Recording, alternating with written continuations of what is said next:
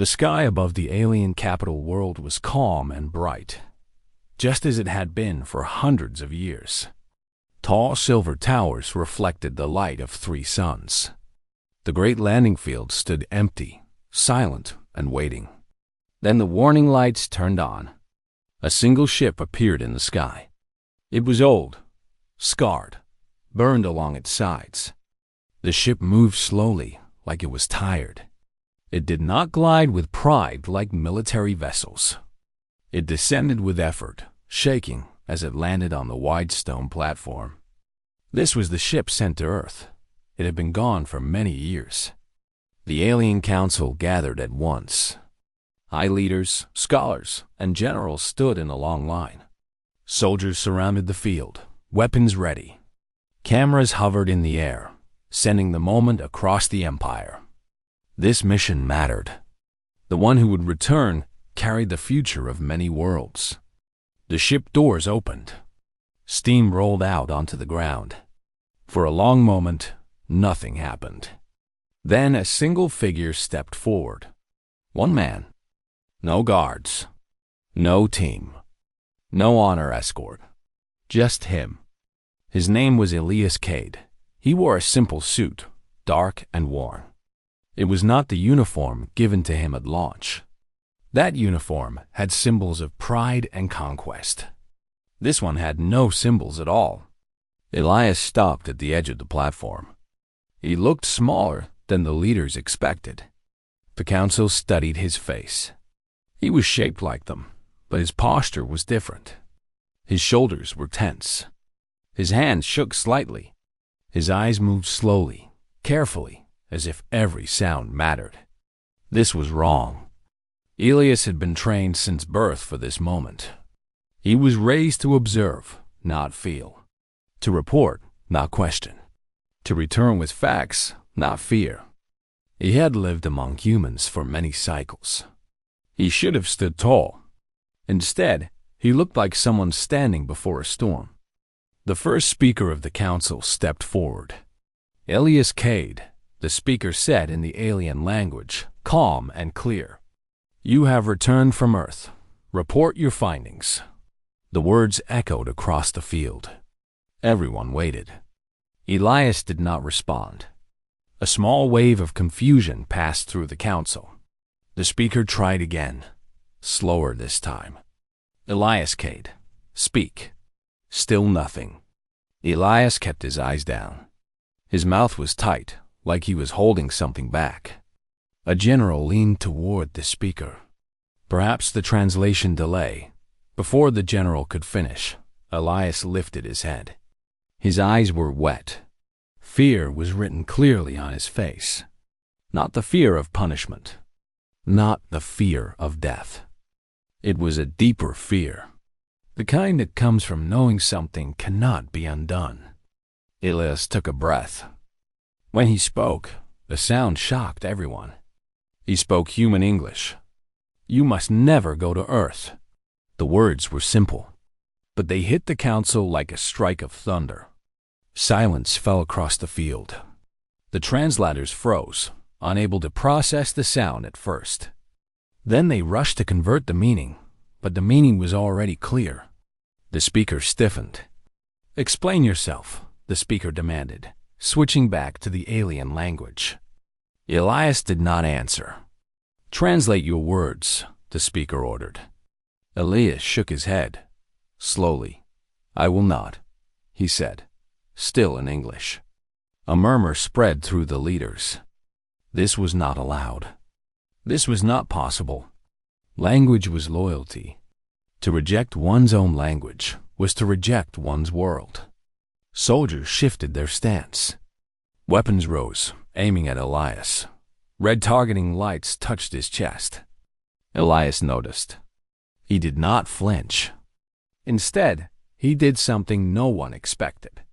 He lowered himself to the ground. He knelt, not in surrender, not in fear. He placed one knee down, then the other, just as he had seen humans do. His head bowed slightly. His hands rested open at his sides. It was a gesture of respect. A human gesture. Gasps spread through the council. The speaker's voice hardened. "Stand at once." Elias did not move.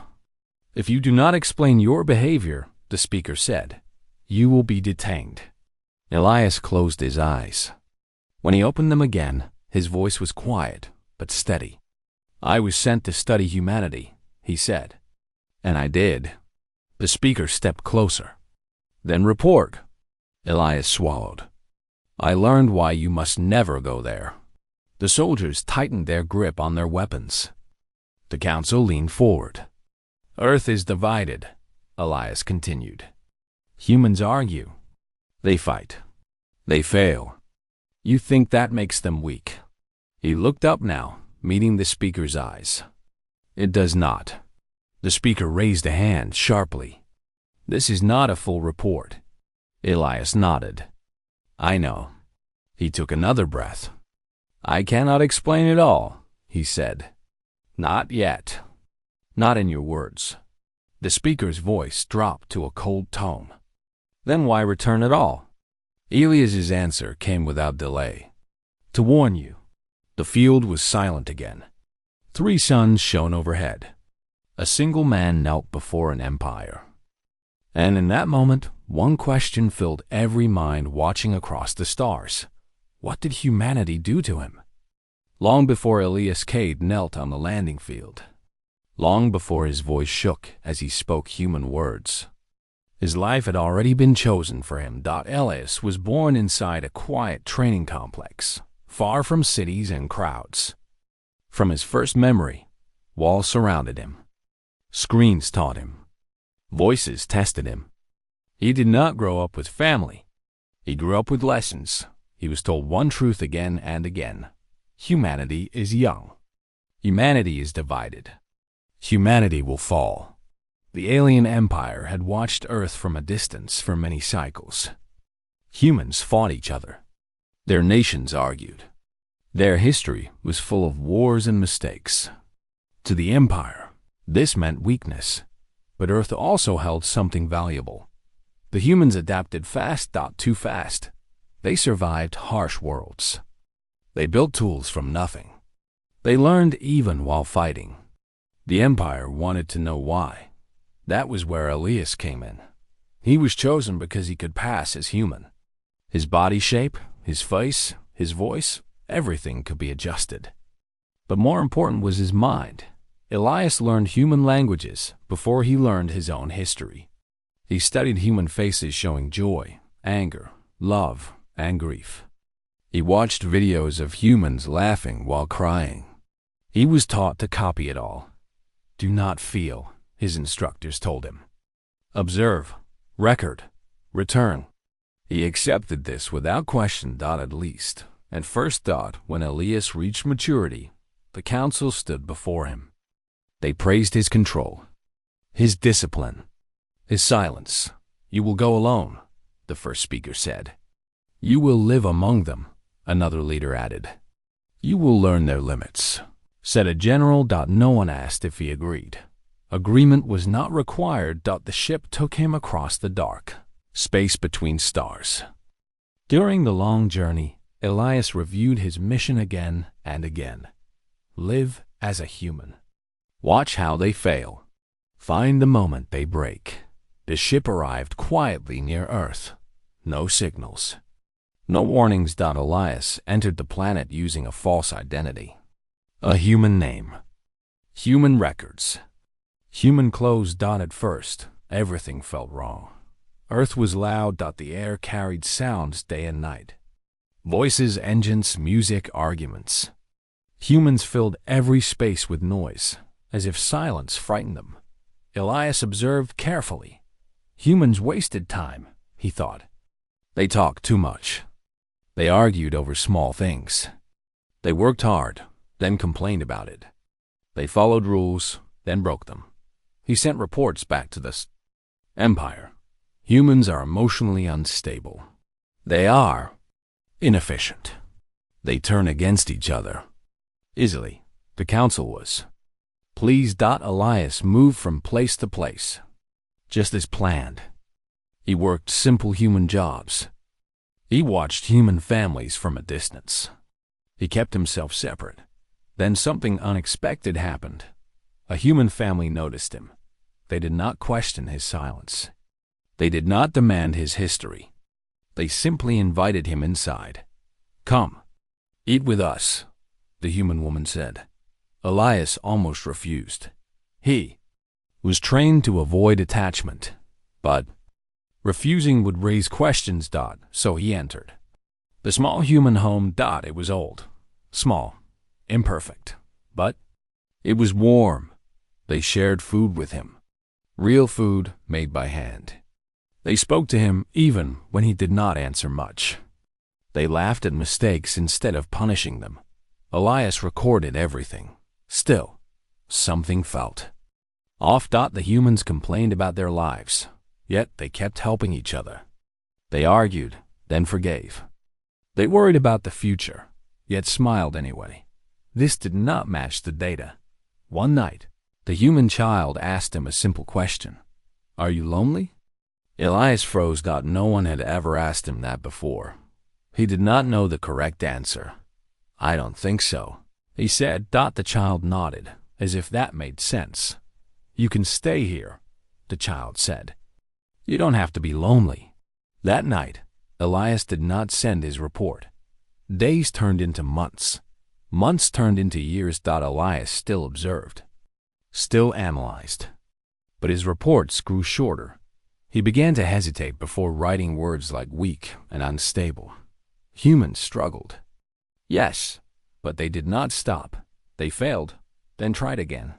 They lost. Then stood back up. Elias watched humans face problems with no clear answers and still move forward. He watched them protect each other. Without orders, without logic, without reward. This confused him more than any human weapon ever could. One evening, as he stood outside and looked at the stars above Earth, Elias realized something unsettling. He was no longer waiting for humans to fail. He was waiting to understand them. And that realization marked the true beginning of his fear. Because if humans were not weak, then the Empire had made a terrible mistake. Elias Cade stayed on Earth longer than planned. At first, he told himself it was for better observation. Humans changed behavior depending on time, place, and pressure. To understand them fully, more time was needed. That was the reason he recorded in his private notes. But deep inside, Elias knew the truth. He stayed because leaving felt wrong. He lived in the same small human city for many years. It was not important on any map. No great leaders lived there. No powerful weapons were built there. Yet life there never stopped. Every morning, humans rushed to work, tired but moving. They complained about the cold, the heat, the noise, but they went anyway. Elias watched them push through discomfort without praise or command. He worked beside them. He lifted heavy objects. He followed orders from people younger than him. No one cared where he came from, as long as he tried. When he failed, humans did not punish him. They corrected him. That confused him. In the Empire, failure was weakness. Weakness was removed. Here, failure was expected. Elias learned human routines. Shared meals. Small talk. Quiet moments after long days. None of it was efficient. All of it seemed unnecessary. Yet it held the humans together. The family who welcomed him became his anchor. They argued often. Over money. Over time. Over nothing at all. But every argument ended the same way. They stayed. One evening, the human father came home exhausted. His hands shook with tiredness. Still, he sat with his child to help with schoolwork. Elias watched silently. "Why do you do this?" Elias asked. The man looked up, confused. "Because it matters." That answer had no logic, but it had weight. Elias noticed something else. Humans noticed him. When he was quiet, they checked on him.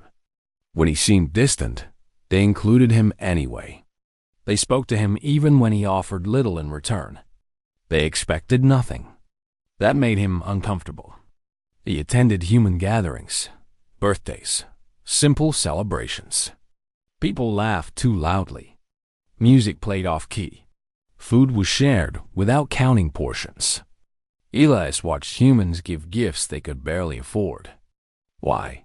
There was no gain, no advantage, just smiles. At night, Elias reviewed his recordings. He replayed moments again and again, trying to label them. Altruism, empathy, emotional bonding. The words felt empty. One day, a human neighbor collapsed in the street. Without hesitation, people rushed forward. Someone called for help. Someone supported the neighbor's weight.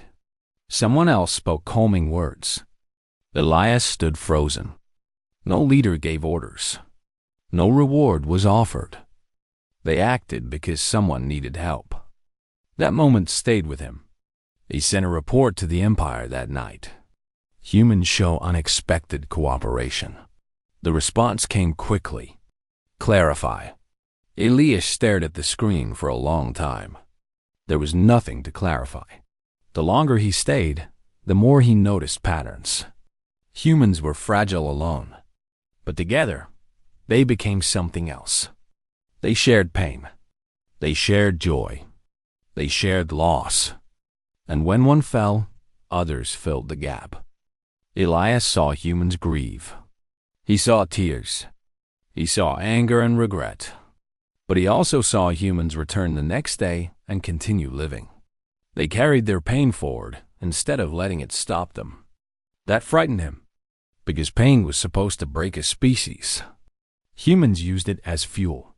Slowly, without realizing it, Elias changed. He began to speak more, to smile at the right moments, to feel something strange when the human child hugged him without warning. His reports became rare. When the Empire requested updates, he delayed. When they demanded analysis, he sent general statements. The truth was difficult to explain. How could he explain that humans were not strong because they were fearless, but because they acted even when afraid? One night, as rain fell outside the small house, the human mother spoke softly.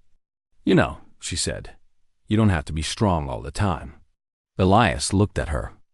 Strength was all he had ever been taught.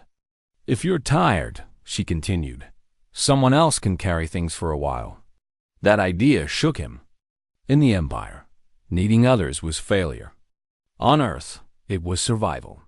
As Elias lay awake that night, listening to the quiet sounds of the house, he realized something that made his chest feel heavy. If the Empire came to Earth, they would not face a weak, divided species. They would face billions of individuals who knew how to stand together. And humans did not stand together because they were ordered to. They stood together because they chose to. That choice, Elias began to understand, was the most dangerous thing of all. The day that changed Elias Cade began like any other. The sky was gray. The air was heavy. Humans moved through their routines with tired faces and quiet voices. No alarms, no warnings. Elias went to work as usual. He exchanged short greetings. He listened. He observed. Nothing felt important. Then the ground shook. At first, it was gentle, like a passing truck. Elias paused, sensing the vibration through his feet. Humans around him stopped as well, confused but calm. Then it happened again, stronger. Windows rattled. Objects fell from shelves.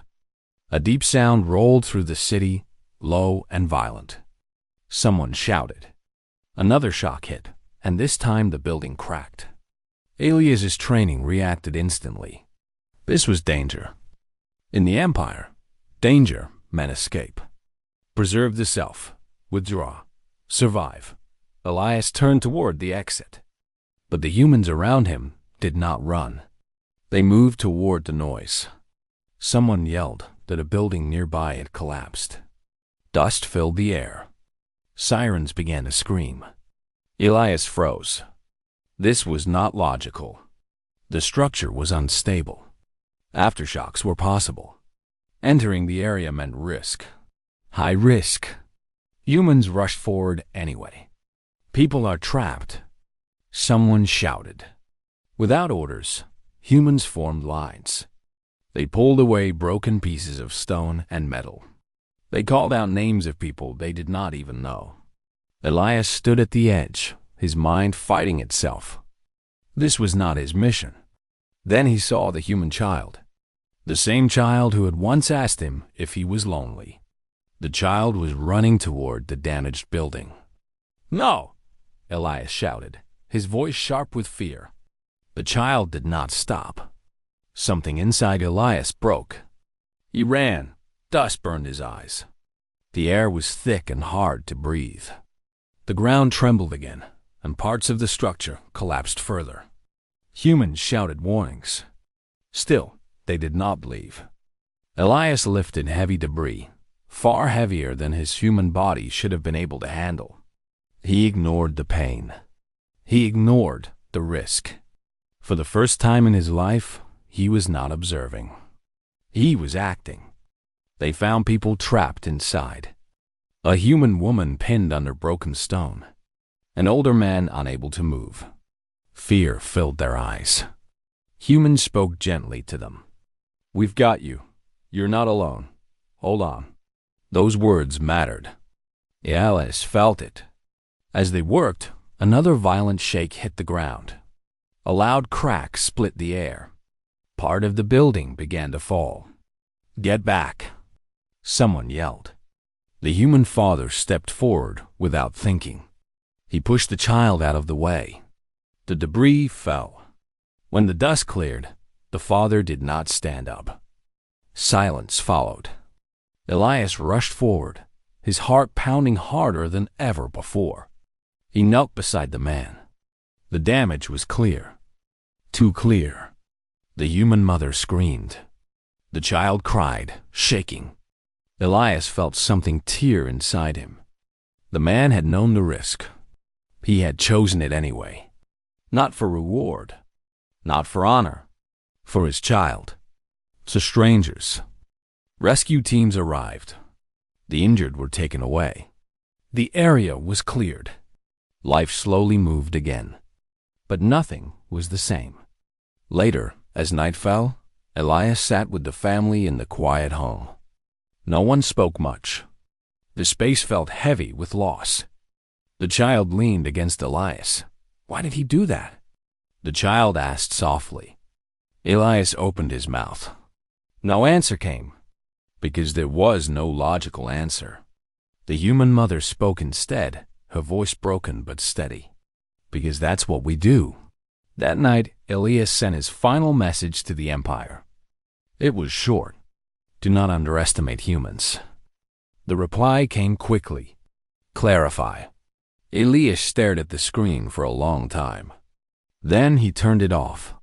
For the first time since arriving on Earth, Elias Cade understood fear. Not fear of death. Fear of what would happen if the Empire ever faced a species that would willingly stand in front of danger. For each other. After the disaster, the city moved on. That confused Elias more than the collapse itself. The broken building was cleared away. Streets reopened. People returned to work. Laughter slowly returned to places that had been silent only days before. But the loss remained. The human father was gone. His absence was felt in small ways. An empty chair. A quiet room. A missing voice at the table. The family was hurting, yet they kept living. Elias watched closely Dot in the Empire. Loss weakened the unit. It slowed production. It reduced efficiency. Pain was treated like damage. On Earth, pain was different. The human mother cried at night, but she still prepared meals. She still went to work. She still checked on the child's schoolwork. Neighbors visited. They brought food. They stayed, even when there were no words. No one told them to. They came because they wanted. Elias realized something unsettling. Humans did not move forward because they forgot the pain. Moved forward while carrying it. That was the secret. Elias walked through the city, seeing it with new eyes. He noticed marks of past disasters everywhere. Old repairs, faded memorials, scars left untouched. Human history was not clean. It was layered. Failure stacked on failure. Loss on loss. Yet humanity stood. Elias reviewed his old reports. Words like unstable and divided stared back at him. They felt wrong now. Too simple. Too cold. Humans argued, yes. But when danger appeared, arguments stopped. When life was threatened, lines disappeared. Humans did not wait for perfect plans. They acted. Elias began to understand why this frightened him. The Empire believed strength came from control, from order, from obedience. Humans were chaotic, and that chaos made them impossible to predict. A controlled force could be planned against. A united but free people could not. One evening, Elias sat alone outside the house, staring at the sky. Stars flickered above him, distant and calm. Somewhere among them was his home world. For the first time, it felt far away. The child joined him, sitting quietly. "Are you going to leave?" the child asked. Elias hesitated. "Yes," he said slowly. "One day." The child nodded. "My dad said people don't really leave if they're remembered." Elias felt his chest tighten. Memory. Humans carried their dead with them. They spoke their names. They shared stories. They let the past shape their future. The Empire erased weakness. Humans turned it into purpose. That night, Elias made a decision. He would not finish his mission.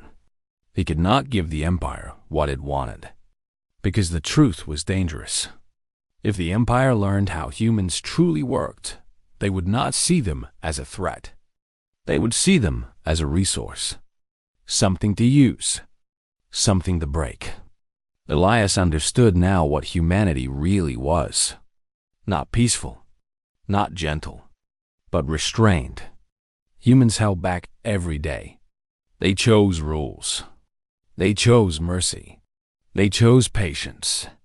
But when those choices were taken away, Elias remembered the human father stepping forward without hesitation.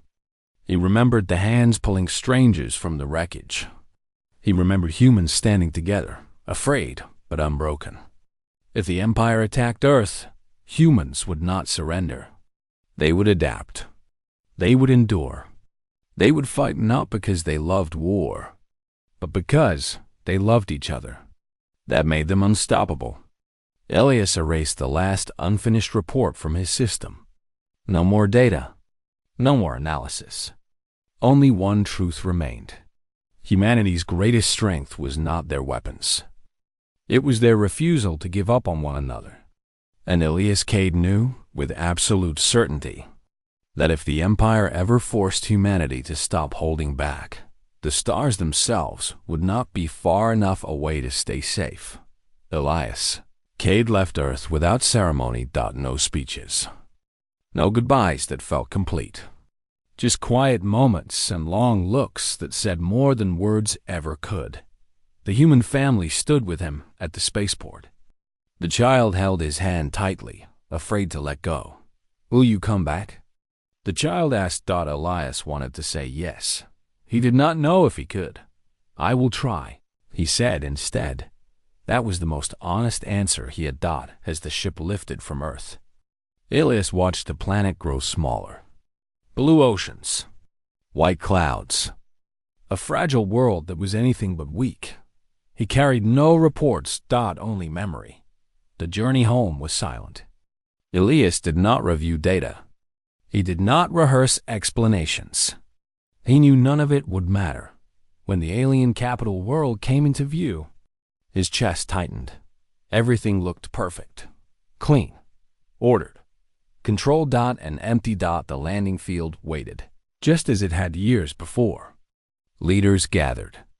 Soldiers stood ready. The Empire expected answers. Elias felt a strange distance from them already. When the ship touched down, he did not feel relief. He felt loss. The doors opened. Elias stepped out alone. The first speaker addressed him immediately. Speaking in the alien language Elias had known all his life. Elias Cade, you have returned. Deliver your report. The words sounded sharp. Hollow. Elias opened his mouth. Nothing came out. He tried again. Still, nothing. The language felt wrong, heavy, lifeless. Each word felt like a lie before it was even spoken. The council grew impatient. Speak, the speaker demanded. Elias finally lifted his head. Fear crossed his face, not of punishment, but of betrayal. If he spoke now in their language, he would be choosing them over everything he had learned. He would be choosing control over truth. So he stayed silent. The speaker's eyes narrowed. You will answer. Elias took a breath and spoke in English. You must never go to Earth. Shock rippled through the council.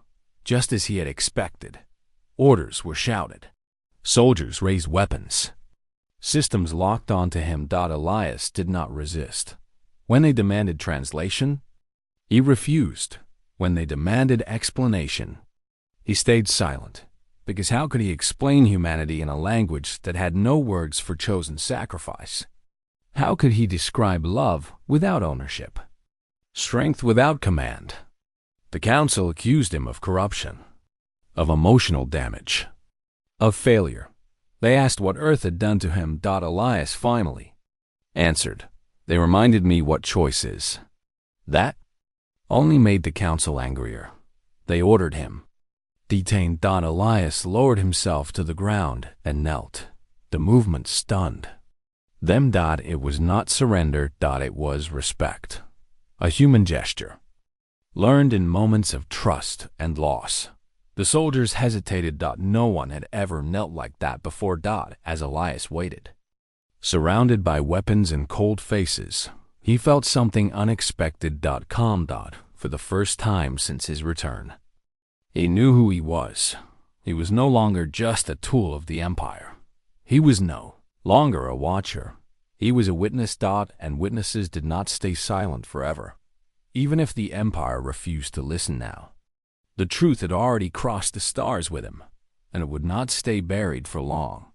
The council chambers were tense. Every leader leaned forward, eyes sharp.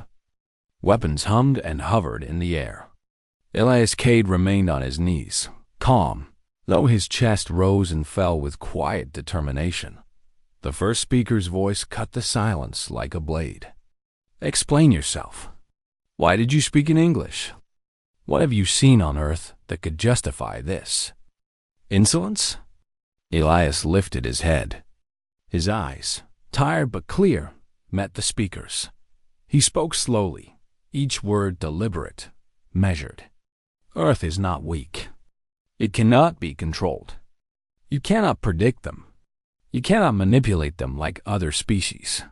A murmur went through the council. A murmur went through the council. Some leaders whispered to each other. The generals tightened their grip on their weapons. None had ever heard such words spoken with so little fear. Elias continued. You believe humanity is chaotic, divided, emotional, illogical. You think that makes them inferior. You are wrong. He paused, letting the words sink in. The silence of the chamber pressed down on them, heavier than any weapon. Humans fight. They fail. They lose. They argue. They break. And then they choose to stand together anyway.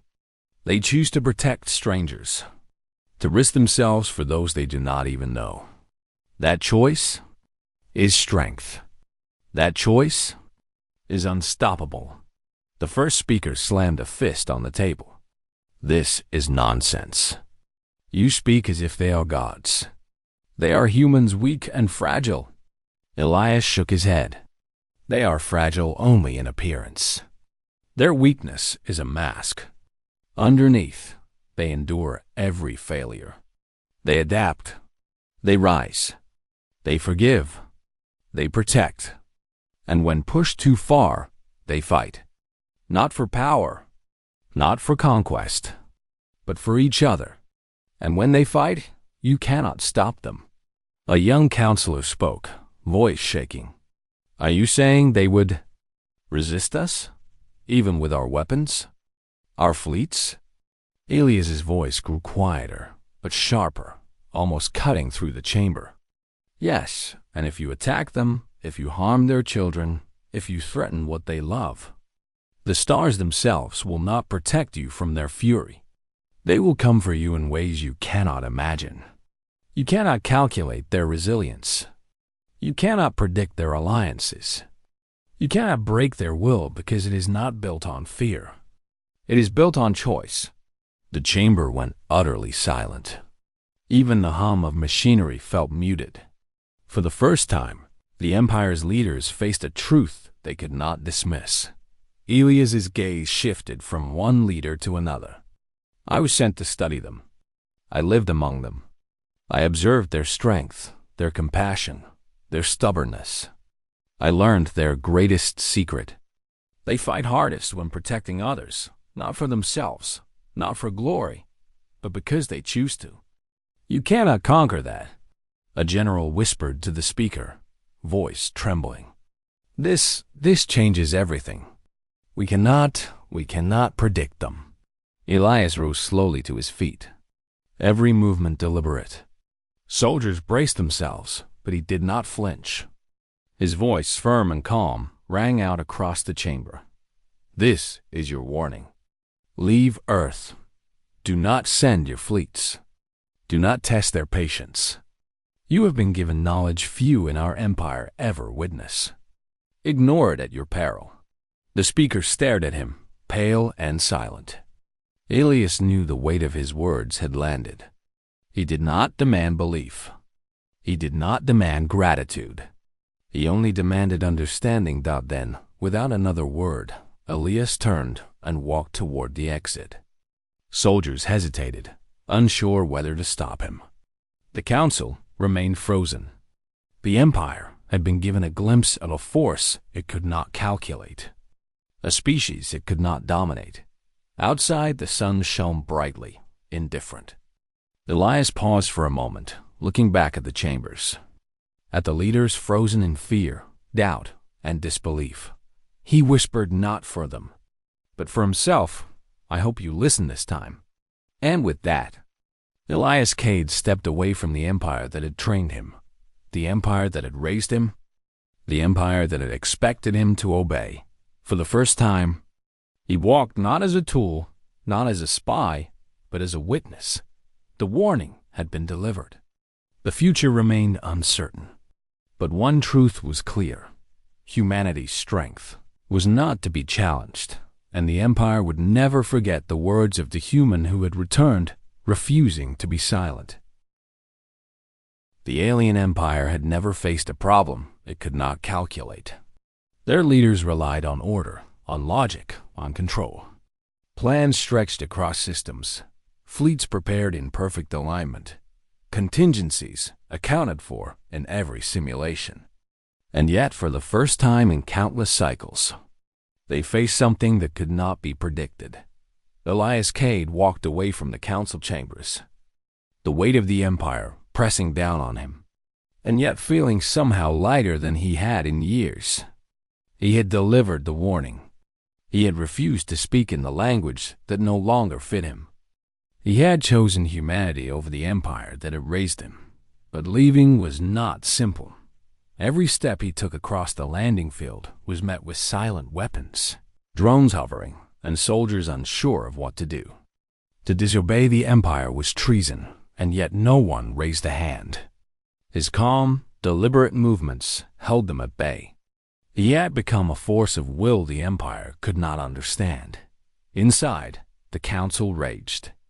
Leaders shouted orders that were ignored. Generals argued with scholars. The speaker's face was pale. the expression of a man who realized that control was slipping through his fingers. Every argument, every command, fell flat. They had expected Elias to return a tool. Instead, he had returned a warning, a living argument that could not be silenced. And then they began to fear. Fear, Elias realized, was the only weapon humans could wield that the Empire could not predict. He turned toward the docking bay, but paused. The emptiness of the place reminded him of Earth. On Earth, there was life in chaos. Humans failed. Humans argued. Humans stumbled. But even in their imperfections, there was movement. There was growth. The Empire had calculated efficiency. Humans had taught him resilience. Elias closed his eyes. He could feel it, the pull of Earth, the pull of humanity that had taken root inside him in ways the Empire never intended.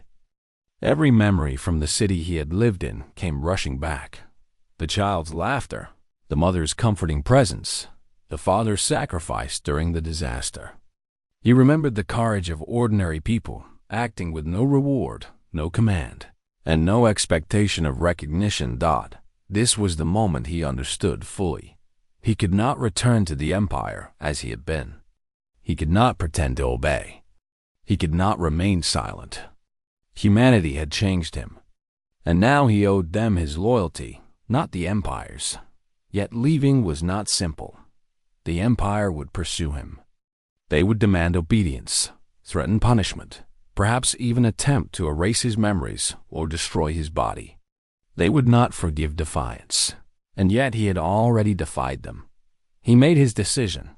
Elias would go to Earth, not as a spy, not as an observer, not as a soldier trained to calculate weakness. He would go to Earth as something new, as a protector, as someone who understood the value of choice, of courage, of resilience. The docking bay doors opened, and the stars stretched above him, vast and endless. He climbed aboard a small vessel, one that could move quietly, one that would avoid notice. He entered coordinates for Earth and initiated the flight. The ship lifted, leaving the Empire behind, a speck of ordered civilization in the vastness of space. As he soared through the void, memories of the humans he had known filled his mind. The child who had asked if he was lonely. The mother who had shown him simple kindness without expectation. The father who had sacrificed his life without hesitation. These memories were not just memories. They were lessons. They were evidence of a strength that no weapon could defeat. And he understood, with absolute clarity, why he had returned speaking English and refusing the Empire's language. The alien tongue, so rigid and precise, could not contain the depth of what he had learned. Words of order could not describe the chaos of courage, the unpredictability of love, the relentless persistence of humans. English, simple as it was, carried the truth he needed to express, even if no one in the Empire could understand it. During the long flight, he thought of the Empire's fleets, the simulations, the countless calculations. None of it mattered now.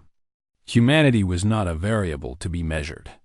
It was a force shaped by choice, by connection, by the refusal to bow in the face of danger. And that force could not be predicted, could not be contained, could not be defeated. Elias realized that his mission had changed. It was no longer observation. It was no longer study. It was protection.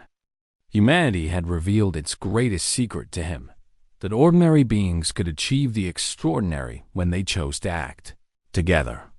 That secret was now his responsibility. He would not allow the Empire to discover it. He would not allow the species that had raised him to mistake calculation for supremacy. And he would not allow humanity to suffer because someone believed they could be conquered. As Earth drew closer, Elias prepared himself for re-entry into the atmosphere. He did not need weapons. He did not need orders. He only needed understanding, observation, and action when necessary. The skills he had learned from the Empire, the ability to endure, to survive, to adapt were now his to use for something greater. The landing was smooth. The familiar blue oceans and green lands stretched beneath him. He remembered the city where he had lived, the streets, the small houses, the faces that had welcomed him without judgment. They were waiting for him, though they did not know it yet. When Elias stepped onto the soil of Earth, he felt a surge of relief, of belonging, of purpose. He had returned, not as a visitor, not as a spy, not as a tool of another world, but as a human by choice, in spirit if not in birth. He understood that humanity had changed him, and that change had made him stronger, wiser, and irrevocably loyal to a species that had taught him the meaning of courage. For the first time, he allowed himself to feel hope. He returned to the family who had welcomed him years before. The child, now older, ran to meet him without fear. The mother embraced him like he had never been gone. And though the father was no longer alive, his memory hung in every corner, in every quiet act of kindness and resilience. Elias knew he could never repay them. He could only honor them by living in the way they had taught him, by choosing courage, by protecting the weak, by standing even when all seemed lost, and there was work to be done. The Empire would not forget him. They would search for him. They would calculate. They would plan. They would attempt to strike. But Elias was no longer alone. Humanity, in all its unpredictable, chaotic strength, had chosen to teach him, to shape him, to welcome him. And he would draw on that strength to defend them if needed. Elias sat on the hill overlooking the city where he had once lived. He watched the streets come alive with life, humans arguing, laughing, working, struggling, living. The chaos that had once seemed weakness now revealed itself as invincible. Ordinary people, acting together, refusing to surrender, choosing to protect each other. That was humanity's secret. That was their power, and he would not betray it. The stars above glimmered, indifferent and distant. Somewhere far away, the Empire still waited, still plotting, still assuming they understood the universe. They did not understand. They could not understand. And for the first time, Elias allowed himself a smile because he had learned the truth. And that truth was stronger than fleets, stronger than weapons, stronger than empires. Humanity was unstoppable, and he was finally home. As night fell and the city below settled into quiet rhythm, Elias Cade whispered a promise to himself, to the humans who had welcomed him, and to the species that had shown him the impossible. I will stand with you. I will protect you. And no force in the stars will break what you have built together. The wind moved softly through the streets. Somewhere a child laughed. Somewhere a neighbor helped another. Life, simple and imperfect, continued. And for the first time, Elias knew the Empire could not touch it. He had returned to Earth, not as a spy, not as a tool, not as an observer. He had returned as a witness, a protector, and a believer in something greater than any empire could ever calculate. Humanity had not just survived. Humanity had triumphed. And the galaxy, in all its cold, endless distance, would one day learn that truth. For Elias Cade, that was enough. He had chosen. And so had humanity. And nothing, not fleets, not weapons, not fear could take that away.